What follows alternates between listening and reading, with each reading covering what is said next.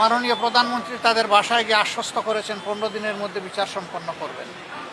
আমরা দেখতে চাই প্রধানমন্ত্রীর কমপক্ষে এই ওয়াদাটা শতভাগ বাস্তবায়ন হোক,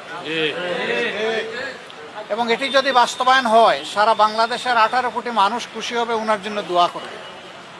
আমরা ওনার জন্য দোয়া করতে চাই, দেখতে চাই 15 দিনে এই বিচার সম্পন্ন হবে।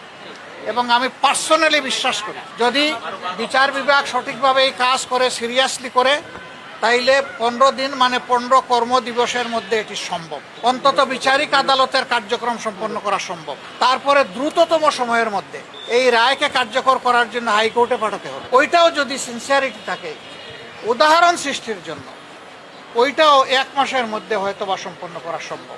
আমি আহ্বান জানাবো এটা নিয়ে কেউ যেন কোনো রাজনীতি না করে। এইটা আমাদের ইজ্জত বাঁচানোর লড়াই। এই মেয়ে আমাদেরকে ক্ষমা করবে না যদি এই মেয়ের বিচার সুষ্ঠুভাবে সম্পন্ন হয়ে রায় কার্যকর না হয়।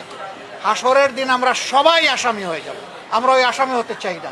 একথা বারবার বলেছি আমরা যে এরপরেও আর এই ধরনের দেখতে চাই না, কিন্তু না, হয়েই চলছে, বন্ধ হচ্ছে না। তার মূল কারণ হলো বিচারের নামে অবিচার, বিচারের নামে দীর্ঘসূত্রিতা এবং বিচারের নামে তামসা।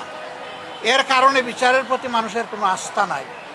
এর আমিষার বাবা আব্দুল্লাহ আন্নান মোল্লা, উনাকে যখন লোকেরা জিজ্ঞেস করেছিল আপনি বিচার চান কিনা, উনি বলেছেন আমি কার কাছে বিচার চাই। আমরা বিচারের প্রতি এই যে অনাস্থা তৈরি হয়েছে বিভিন্ন ধরনের হস্তক্ষেপের কারণে, আমরা চাই অনাস্থার সংস্কৃতি থেকে বিচার বিভাগ বের হয়ে আসুক। বিচার বিভাগ 100 বার স্বাধীন হোক এবং 100 ভাগ স্বাধীনতা নিয়ে তারা বিচার করুক, ন্যায় বিচার করুক।